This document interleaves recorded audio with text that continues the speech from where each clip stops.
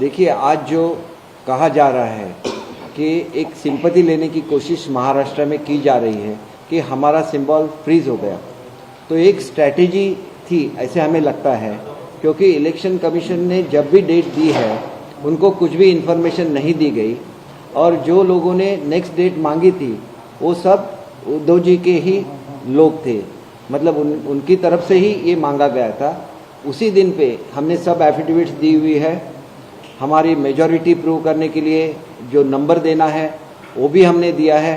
तो हमारी तरफ से कोई भी चीज़ ऐसी नहीं थी कि जिसकी वजह से सिंबल फ्रीज हो, लेकिन आज ऐसे कहा जा रहा है कि हमारे वजह से सिंबल फ्रीज हो गया। ये बिल्कुल हकीकत नहीं है, एक सिंपैथी जुटाने की कोशिश है। इसीलिए देखिए, कल रात 8 बजे निर्णय हो गया, आज सुबह उनका एफिडेविट भी चला गया कि हमें ये सिंबल चाहिए। मतलब उनको ये चाहिए कि वो काम 2.5 साल में कुछ काम किया नहीं है, लोग वोट कैसे देंगे? अगर वो वोट नहीं मिलेंगे तो सिंपैथी का वोट लेना चाहिए। इसके लिए ये स्ट्रैटेजी है, और इसी तरह से ये स्ट्रैटेजी की जा रही है। और डिफरेंट जो फेसबुक पे दिया जाता है, अन्य मीडिया से दिया जाता है, वो लोग दे रहे हैं जो कांग्रेस से भी बिलोंग करते हैं, जो राष्ट्रवादी से भी बिलोंग करते हैं। तो ये तीनों पार्टी ने मिलकर शायद ये स्ट्रैटेजी की होगी, हमें बिल्कुल मालूम नहीं है। हम ऐसा समझते हैं कि इलेक्शन कमीशन एक कॉन्स्टिट्यूशनल अथॉरिटी है, उसका मान रखना चाहिए, ना कि उसके खिलाफ कुछ ट्वीट करना चाहिए। भारत इस सबसे बड़ी लोक गणतंत्र है, और ये सबसे बड़ा गणतंत्र इसलिए है कि हमारे पास बहुत सक्षम इलेक्शन कमीशन है, वो ठीक तरह से सब कारोबार चला रहे हैं। इसीलिए भारत एकमेव ऐसा नेशन है कि जिसमें लोकतंत्र से इलेक्शन होती है, इलेक्शन का रिजल्ट समय पे आता है। देखिए, अमेरिका जैसे कंट्री में भी इलेक्शन का रिजल्ट रिजर्व रखना पड़ा, लेकिन ये मुसीबत भारत देश में कभी भी नहीं आई। इसका एकमेव कारण जो हमारी कॉन्स्टिट्यूशनल अथॉरिटी है ठीक से काम करती है। और अगर आप उनके पास आपके एफिडेविट भी नहीं देंगे, आप दूसरी डेट के लिए मांग करेंगे, तो जैसे तमिलनाडु में हुआ था, जैसे आपने देखा है कि पनीर सेल्वन और शशिकला जी, इनके बारे में झगड़ा हो गया तो टेम्परेरी फ्रीज हो गया, बाद में ये उनका जो सिंबल था वो सिंबल दिया गया। जैसे आप देखिए कि बिहार में हो गया, पशुपति कुमार और चिराग पासवान में जो लड़ाई हुई उस वक्त भी फ्रीज हुआ, बाद में वो चिन्ह दिया गया। आज क्या बोला जा रहा है महाराष्ट्र में कि ये चिन्ह गया, ये चिन्ह गया। कौन बोल रहा है? जिनको सिंपैथी गैदर करनी है। हम ऐसे बिल्कुल नहीं बोल रहे हैं, हमारा क्लेम आज भी कायम है। हम लोग, हमारे पास जो डॉक्यूमेंट है वो लेके इलेक्शन कमीशन के पास जाएंगे, और हमारा जो एक अधिकार है, क्योंकि हमारे पास मेजॉरिटी है, तो हमारा ये अधिकार है कि हमें वो चिन्ह मिले, और उसके लिए हम पूरी कोशिश करेंगे और हमें न्याय मिलेगा, इसके बारे में हमें यकीन है। आपको लगता है कि ये जो सिंपैथी की स्ट्रेटजी आप बता रहे हैं बाई इलेक्शन के लिए है, या फिर और इसके पीछे जिस तरह से एक के बाद एक ट्वीट आया, और भी ऐसी कौन सी चीजें आप तर्क के तौर पर बताना चाहेंगे जिसकी वजह से आप सहानुभूति से सीधे जुड़ रहे हैं? सहानुभूति से इसलिए जुड़ रहे हैं कि आप दसरा मेलावा देखिए, इसमें जिन्होंने हिंदू देव देवता पे टिप्पणी की थी, ऐसे लोग स्टेज पे थे। जिन्होंने बोला था कि महाराष्ट्र ठाकरे फैमिली की जायदाद नहीं है, ऐसे बोल रहे थे, इनको हीरो बनाया जा रहा था। ये अगर बाबा साहब ये देखते तो स्टेज से पहले उनको हकाल देते। ये सिंपैथी क्रिएट करने की कोशिश है, जहाँ पे जो लोगों ने बाबा साहब का अपमान किया था उनको आप यूज कर रहे हैं। तो बाबा साहब को की जो परंपरा है उसको हम लोग आगे लेके जा रहे हैं। बाबा साहब की जो हिंदुत्व की परंपरा है उसको हम लोग आगे लेके जा रहे हैं। हमारा जो यहाँ पे एक उठाव हुआ वो बाबा साहब के विचारों के लिए उठा हुआ है, ना कि हमारे स्वार्थ के लिए हुआ है। तो हमने ये प्रूव भी किया है, क्योंकि हम लोग ने अपना पक्ष नहीं छोड़ा, हमारी पार्टी नहीं छोड़ी। हम ही शिवसैनिक है, तो हम शिवसेना के साथ है। और ये लोग हमें किस तरह से बोल रहे हैं, कैसी बुरी शब्द का इस्तेमाल हमारे खिलाफ कर रहे हैं, वो हम लोग सब सह रहे हैं। क्योंकि बाबा साहब ने पार्टी बनाई थी, वो जो मराठी यहाँ के शिवसैनिक है उनके हक के हित में उन्होंने ये पार्टी बनाई थी। उन्होंने ये पार्टी हिंदुत्व के हित के लिए बनाई थी, और उनका हिंदुत्व एक बहुत बड़ा उसका अर्थ था कि जो भी हिंदुस्तान में रहता है और जो हिंदुस्तान पे प्रेम करता है वो हिंदू है, ऐसे बाबा साहब मानते थे। तो वो बाबा साहब के विचार लेके हमारा ये लड़ा चल रहा है, तो हमें किस तरह से बदनाम किया जाए इसकी एक कोशिश है, ऐसे मैं सोचता हूँ। और इसके बारे में हम लोग बिल्कुल यकीन के साथ कह रहे हैं कि हमारा जो क्लेम है पार्टी सिंबल पे, हम वो हमारे सब कागज हमने ऑलरेडी वहाँ पे दिए हुए हैं। ये लोगों ने अपने कागज नहीं दिए हैं, इन्होंने सिर्फ समय निकाला है और वो चाहते हैं कि एक सिंपैथी की वेव आ जाए, जो कि बहुत ही मुश्किल है, क्योंकि जो लोग बाबा साहब के विचार के बाहर गए हैं, कांग्रेस और राष्ट्रवादी को लोगों ने यहाँ पे पराभूत था, वो बैकडोर एंट्री थी उनकी। और जो ट्रू डेमोक्रेसी है उसमें बैकडोर एंट्री किसी को भी पसंद नहीं होती है और लोकशाही में उसकी इजाजत भी नहीं होती है। तो हम लोग युति सेना और बीजेपी युति के नाम से लोगों के सामने गए थे। वो इलेक्शन हमने जीता था, वो पार्लियामेंट का इलेक्शन हो, वो असेंबली का इलेक्शन हो, सब इलेक्शन हमने जीते हैं और वही युति के नाम पे ये इलेक्शन के सामने भी हम लोग जाएंगे और हम ही जीतेंगे।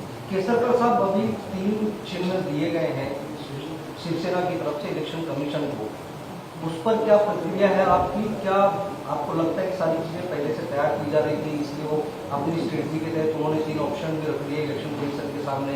और दूसरी चीज, बार बार शिवसेना की ऐसी दुर्दशा के लिए एनसीपी को जिम्मेदार ठहराया जाता है। अब बीजेपी के लोग ये कह रहे हैं कि बारामती में पटाखे फूट रहे हैं, एनसीपी जो चाहती थी वो हो गई। आपको लगता है वाकई में एनसीपी की पूरी रणनीति थी वो कामयाब होगी? देखिए, एक चीज तो मैं जरूर बोलना चाहूँगा, जब हम लोग आसाम में थे तो हमने बोला था कि हम शिव सैनिक है और बाबा साहब के विचारों पे चलते हैं, इसलिए बाबा साहब की शिवसेना हम ही है। तो इसमें उन्होंने आज भी देखिए जो नाम मांगे हैं उसमें शिवसेना इंटू ब्रैकेट बाबा साहब लिखा है, इंटू ब्रैकेट ये लिखा है, हर जगह पे बाबा साहब का नाम डाला है, ताकि बाबा साहब के जो सच्चे शिव सैनिक है उनको बाबा साहब का नाम यूज करने का अधिकार नहीं मिले, इसलिए इन्होंने किया है। और इनकी ये सब स्ट्रैटेजी रेडी थी, इसलिए कल 8 बजे निर्णय हो गया, आज सुबह उनका एफिडेविट भी पहुंच गया। तो इसका मतलब ये है कि जो सच्चे शिव सैनिक है, जो बाबा साहब के विचारों पे चल रहे हैं, उनको बाबा साहब का नाम भी यूज करने के लिए नहीं देना है, ये उनकी स्ट्रैटेजी थी और इसीलिए उन्होंने ये सब एफिडेविट डाले हुए हैं। सर, मुंबई पुलिस ने एक मामला दर्ज किया है जिसमें 4000 से ज्यादा नकली स्टैम्प पेपर उन्होंने जब्त किए जो फर्जी तरीके से नोटराइज किए गए थे, इस पर क्या कहेंगे सर? ये बहुत बड़ा स्कैम है, करीब 10 करोड़ के ऊपर के स्टैम्प पेपर खरीद लिए गए थे, ऐसी हमारी इन्फॉर्मेशन है, पुलिस उसको कंफर्म करेगी। आज 6 से ज्यादा नोटरीज मुंबई से गायब है। आप पूछे लोगों को ये नोटरी किसके नोटरी है, किससे संबंधित ये नोटरी है, तो आपको पता चल जाएगा कि ये साजिश थी झूठे एफिडेविट देने की। और जिन्होंने झूठे एफिडेविट दिए हैं वो आज उससे परे हटना चाहते हैं। वो बोलेंगे कि किसने किया हमें मालूम नहीं है, लेकिन लोगों को मालूम है ये नोटरी किस पार्टी के लिए कर रहे थे, किसके लिए। पार्टी तो हमारी है, लेकिन किस व्यक्ति के लिए कर रहे थे, किस गुट के लिए कर रहे थे, वो ऑब्वियस है। और इसकी नोट इलेक्शन कमीशन भी लेगी, ऐसे हमें लगता है, लेना या न लेना इनका आगे नहीं। इन्होंने जो ही आज बोल रहे हैं कि हमारा चिन्ह गया, हमारा कहना है कि पुलिस इंक्वायरी में सब पता चल जाएगा। आज तो हम किसी पे एलिगेशन नहीं करेंगे, लेकिन यही वो लोग हैं जिन्होंने ये किया था, क्योंकि हर जगह से हमें इन्फॉर्मेशन आ रहा था कि हालांकि हमने साइन नहीं की है, लेकिन हमारे नाम से एफिडेविट बन गया। तो इसमें झूठे शायद आधार कार्ड भी यूज़ किए गए होंगे, झूठे इलेक्शन कार्ड भी यूज़ किए होंगे, क्योंकि ये जो वहाँ पे रेड हुई उसमें कुछ आधार कार्ड भी बरामद हुए, उसमें कुछ इलेक्शन कार्ड्स भी बरामद हुए थे। तो इसका मतलब साफ है, ये सब एक स्ट्रैटेजी है, ये सब खेल है जो खेला जा रहा है इंस्टीट्यूशंस के खिलाफ, जो कॉन्स्टिट्यूशनल इंस्टीट्यूशन है, और उनके खिलाफ बोला भी जा रहा है। तो ये बहुत बड़ी बात है। आप ऐसी वाली साजिश करते हैं और आप बोलते हैं कॉन्स्टिट्यूशनल इंस्टीट्यूशन के बारे में, जिसका आपको मान रखना चाहिए। अगर ये डेमोक्रेसी है तो डेमोक्रेसी में सुप्रीम क्या होता है, इलेक्शन कमीशन लेता है। जो इलेक्शन कमीशन इलेक्शंस लेता है उनके बारे में तो बुरा मत कहिए। तो उसके बारे में हर एक को रिस्पेक्ट रखना है, क्योंकि Indian democracy is the largest democracy in the world. इसका हमें अभिमान होना चाहिए, अपने इलेक्शन कमीशन को अभिमान होना चाहिए। और आप 4-4 बार अपना एफिडेविट वहाँ पे नहीं देंगे, अपने डॉक्यूमेंट्स नहीं देंगे और फिर चिन्ह फ्रीज हो गया तो लोगों को बोलेंगे कि ये चिन्ह खत्म हो गया, ऐसा बिल्कुल नहीं है। मैंने ऐसे भी इंसिडेंट्स बोले कि जहाँ पे फ्रीज किया और बाद में ओरिजिनल जो चिन्ह था वो जो उसका सही क्लेमेंट है उसको दिया गया था, तो हमने सब दिए हैं हमारे डॉक्यूमेंट, तो हमें मिलना चाहिए। So, so far, any discussions or deliberations on possible symbol or name for the party so far? Because we were not prepared for this. Please try to understand. 8 o'clock that verdict came, and in the morning their lawyer or representatives going to election commission and giving the symbol. That means they were prepared for this. We were not prepared for this. And since we are the true followers of Baba Saheb, they have taken care that everything that they have given, it mentions about Baba Saheb, Shiv Sena Baba Saheb, then this, then this. So all the three, so that the true followers of Baba Saheb, they should not get that name also. That is also their strategy. From your end, sir, they have put Baba No, Saheb. we follow true democracy. Suppose that decision came at 8 o'clock and the affidavit went in the morning. Was anybody consulted about it? Were the MLAs consulted? Where the parliamentarians were consulted? Where the netas were consulted? Where the upanetas were consulted? We have called for a meeting of all these people because unless we consult them, it's a democratic process. How one person can give the symbol or demand for a symbol without consulting any of his party members? So we follow true democracy and will go by the democratic norms only. उदय जी, एक सवाल आपसे है, जो fake नौकरी वाला मामला है ये सिर्फ मुंबई तक सीमित हो सकता है या पूरे महाराष्ट्र में इस तरह के फर्जी नौकरी बनाए जाने का काम चल रहा होगा? ऐसा कोई रिपोर्ट, ऐसी कोई इन्फॉर्मेशन आप लोगों के पास है? कोई डिमांड करते हैं आप यूनियन होम मिनिस्ट्री से या फिर स्टेट में आपकी सरकार है? नहीं, ऑब्वियसली अभी जो एफिडेविट मिले हैं वो सिर्फ बम्बई की मिली है। ये मेरे ख्याल से हर डिस्ट्रिक्ट में रहेंगे और उसका चौकसी होना चाहिए और इसका अर्जी हम यहाँ के जो होम मिनिस्टर है उनके पास करने वाले हैं। कितना बड़ा स्कैम है? अभी केसरकर साहब ने बोला ना कि अभी तक हमारे पास इंफॉर्मेशन जो है वो 10 करोड़ के स्टैंप लिए हुए हैं और वो सब बोगस है। अभी यहाँ तो 4 से 5 हज़ार तक अभी पकड़े गए हैं निर्मल नगर जो पुलिस स्टेशन है उसमें। तो ये मुंबई सीमित नहीं है, ये हर एक डिस्ट्रिक्ट में रहेगा, हर एक डिस्ट्रिक्ट में एक स्कैम रहेगा और उसकी चौकसी होनी चाहिए। केसरकर साहब, आखिरी सवाल है, आप लोगों ने कोई ऑप्शन सोचा है कि जो चिन्ह है वो चीज हो गया है तो ऑप्शनल कोई चिन्ह आप लोग कब कर देंगे? कोई मीटिंग? देखिए, इसीलिए इसके लिए पार्टी में एक विचार मंथन होना चाहिए और उसके लिए पार्टी के जो सब वरिष्ठ नेता है जिसमें MLAs है, MPs है, नेता है, उपनेता है, तो उनकी मीटिंग बुलाई है हमारे ऑनरेबल मुख्य नेता एकनाथ शिंदे जी ने। तो उसमें वो डिस्कस हो जाएगा और कल सुबह तक हम हमारा दे देंगे, क्योंकि इसके लिए तो हम रेडी थे ही नहीं, क्योंकि हमें लगता था कि हमारे पास मेजॉरिटी है तो हमें ही वो सिंबल मिल जाएगा। लेकिन आज अगर नहीं हो रहा है तो इसके बारे में विचार विनिमय होगा और बाद में हम लोग अपना क्लेम दे देंगे। सर, अंधेरी सीट पे आप भी प्रत्याशी खड़ा कर रहे हैं। अंधेरी सीट का जो चुनाव आप भी प्रत्याशी। देखिए, इसका जो निर्णय है वो आदरणीय एकनाथ जी शिंदे साहब और देवेंद्र जी फडणवीस साहब ये इकट्ठा बैठ के ले लेंगे महाराष्ट्र में इसका, और इसीलिए कोई भी तय नहीं हुआ है। जो भी करेंगे एक मत से करेंगे।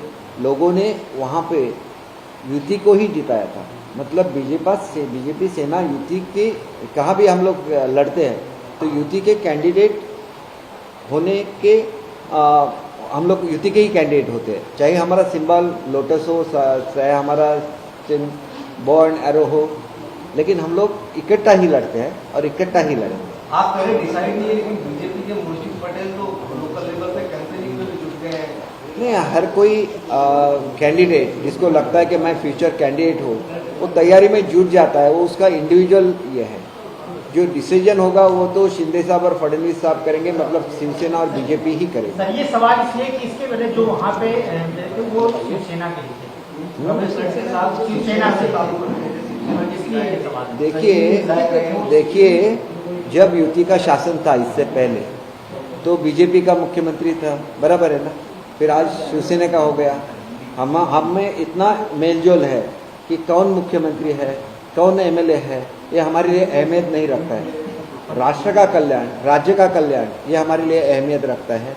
हमारी जो पार्टी की विचारधारा है वो हमारे लिए अहमियत रखती है और इसी को डेमोक्रेसी बोलते हैं। डेमोक्रेसी में वोट ऑर्डिनरी पर्सन देता है, सिटीजन देता है, उसी तरह से गवर्नमेंट भी आना चाहिए। महाराष्ट्र में क्या हुआ, जीत चुकी थी युति और आ गई कौन सत्ता पे आ गई लोकशाही आघाड़ी, मतलब ये डिफरेंस है। और इसीलिए डेमोक्रेसी का जो बोल रहे हैं कि डेमोक्रेसी का ये अपमान है वगैरह, ये सब झूठी बात है। डेमोक्रेसी का अपमान तब हो गया जब लोगों ने जो वर्डिक्ट दिया था उसका अपमान, ये डेमोक्रेसी का अपमान।